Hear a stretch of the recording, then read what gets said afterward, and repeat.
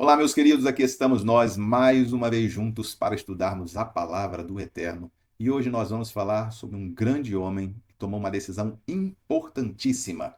Ele era copeiro na época do Império Medo-Persa, uma posição elevadíssima, mas estava disposto a abrir mão de suas regalias para cooperar com a execução do plano do Eterno. Nós estamos falando de Nehemiá, também conhecido como Neemias, o homem que completou a reedificação das muralhas de Jerusalém. Que importância tem essa obra que ele realizou? Qual foi o legado que Nehemiá deixou para nós? As lições de vida que ele deixou para os fiéis? Nós vamos estudar juntos nessa nossa oportunidade.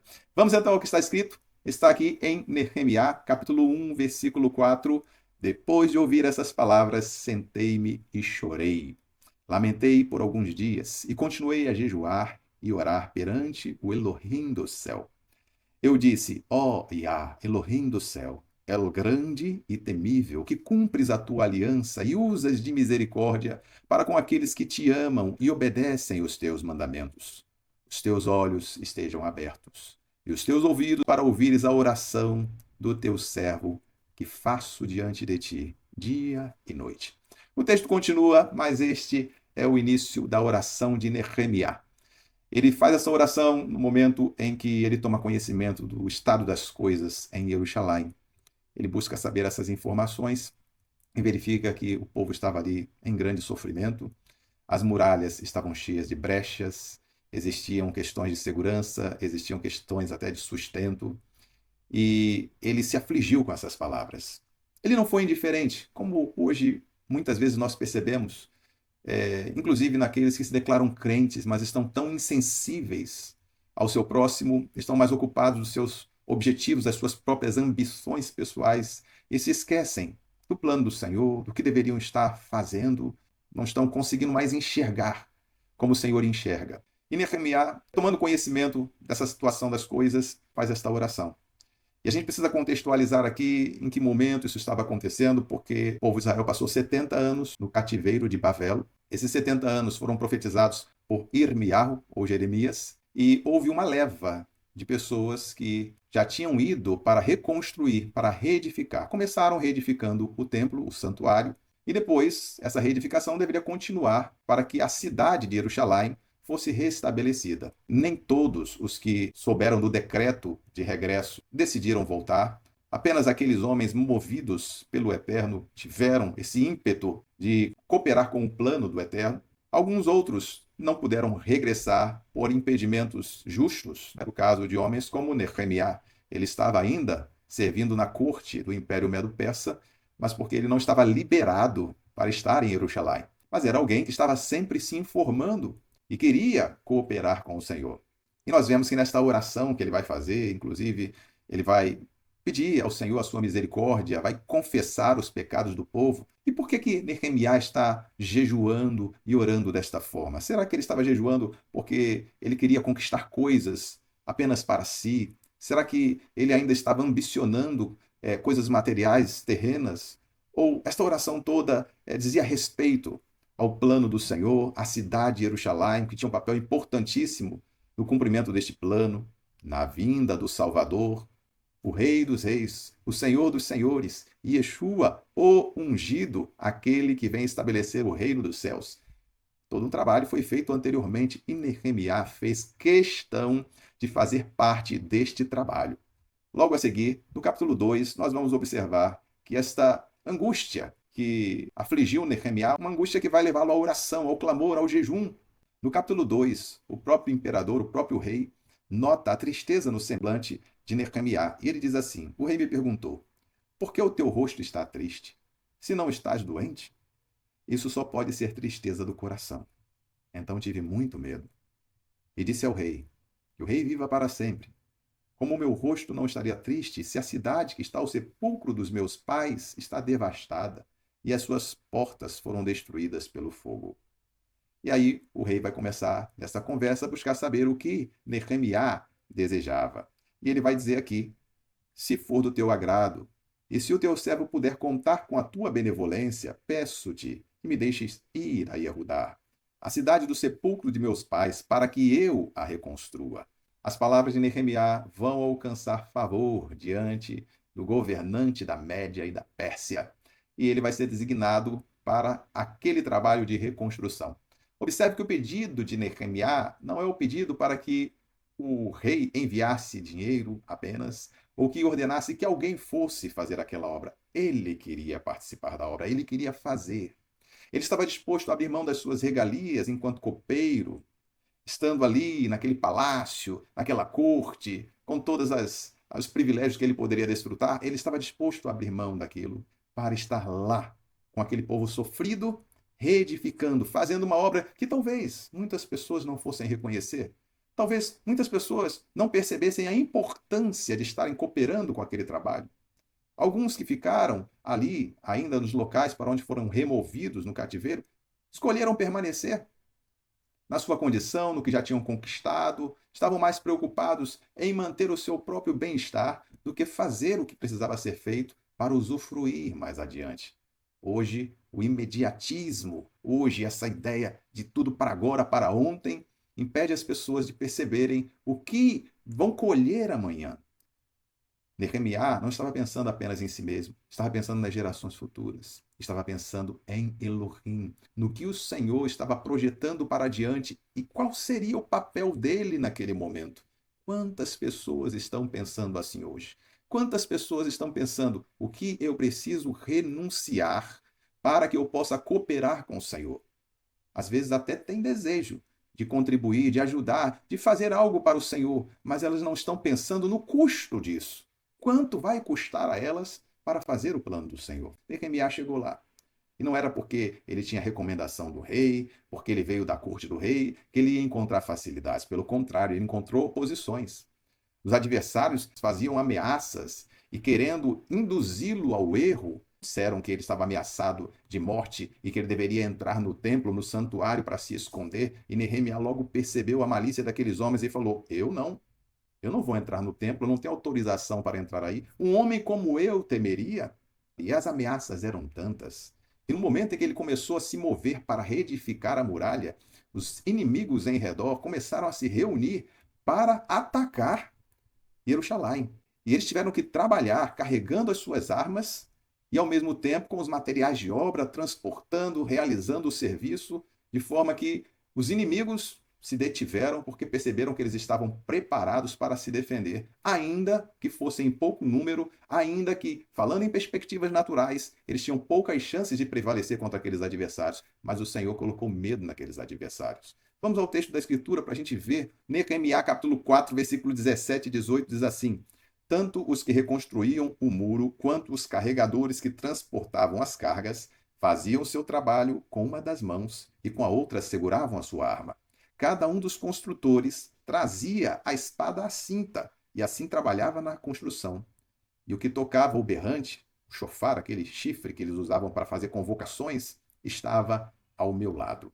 Também diz assim no versículo 22: Nesses dias eu também disse ao povo: Cada um de vós deve ficar de noite em Jerusalém com o seu ajudante. De noite eles nos servirão de guardas e de dia trabalharão.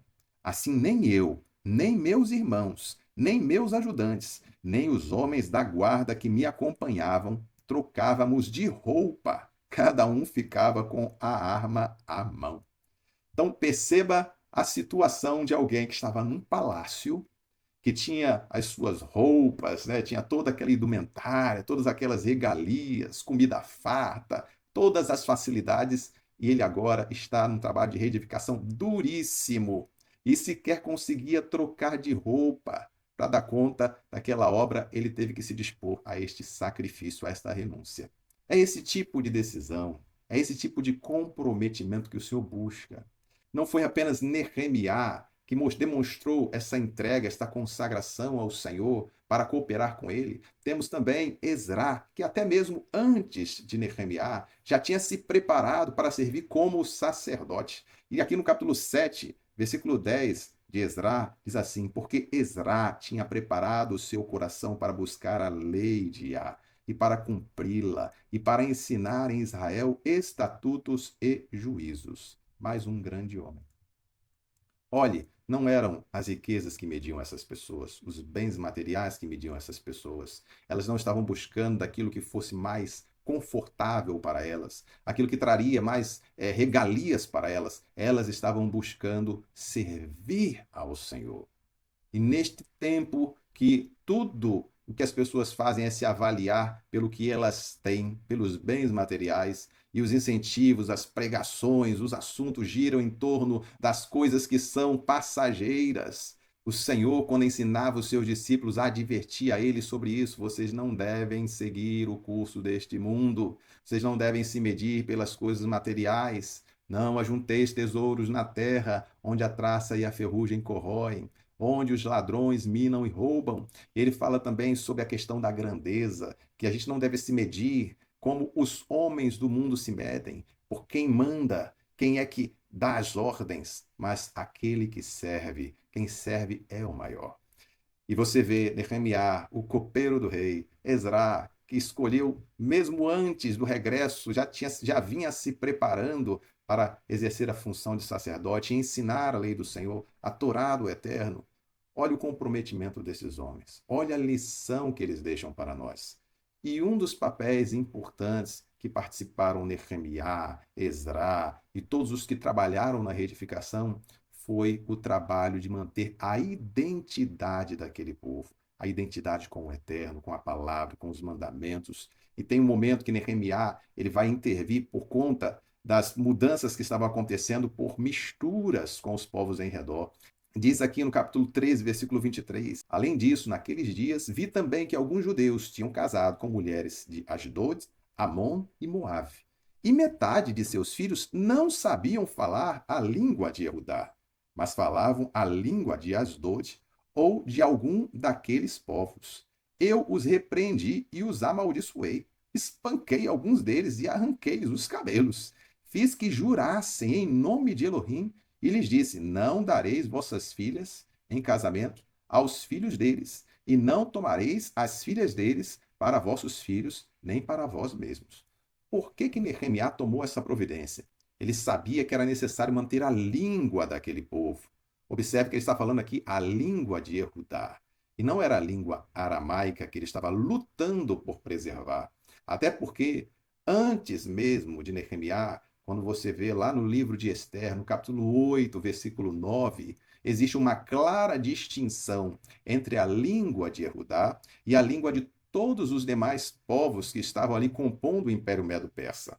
Naquela época, Mardoqueu, Mordecai, o nome original dele, ele fez um decreto, depois de toda aquela situação vivida ali, que Amã queria destruir os judeus, e a rainha Ester veio ter uma participação muito importante para impedir aquele projeto maligno, e Mordecai ele foi escolhido para fazer um decreto a fim de que o povo de Israel pudesse se defender, o povo judeu pudesse se defender.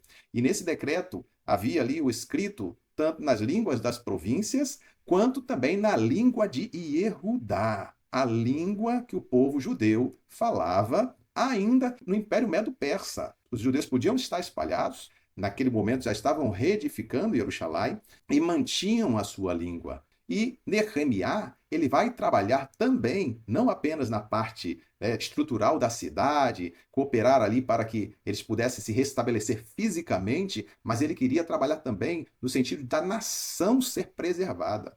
Ele não queria, como o Senhor proibiu mesmo, que houvesse casamentos que permitissem essas misturas e eles perdessem a sua língua. Olha como o trabalho que o Senhor vem realizando conta com homens fiéis, homens que sabem o que é importante para que possam deixar um legado para as próximas gerações. Quantas pessoas estão pensando no que vão deixar para os seus filhos? Às vezes pensam até no que vão deixar financeiramente para eles, mas não estão pensando na estrutura espiritual, o exemplo de vida. O que você vai transmitir para o seu filho que ele viveu, que ele viu nas experiências contigo? Então, nós, trazendo este exemplo de Nehemiá, queremos também incentivar a cada um de nós a buscarmos esse convívio com o Senhor e cooperarmos com Ele naquilo que Ele quer realizar. Ele quer a edificação de vidas. E nós não vamos edificar vidas simplesmente correndo atrás de coisas terrenas. Precisamos conhecer e prosseguir em conhecer o Senhor. Isso envolve buscar cada vez mais o ensinamento que ele já deixou para nós, a sua palavra. Envolve buscarmos estes segredos que estão registrados na palavra dele. Agora você tem uma missão, que é compartilhar esse vídeo, também deixar o seu like, se inscrever no canal para que nos próximos vídeos você possa ser notificado e estar aqui acompanhando esses estudos e crescendo juntos, analisando sempre aquilo que está escrito. Que o Senhor abençoe a todos vocês e até o próximo vídeo.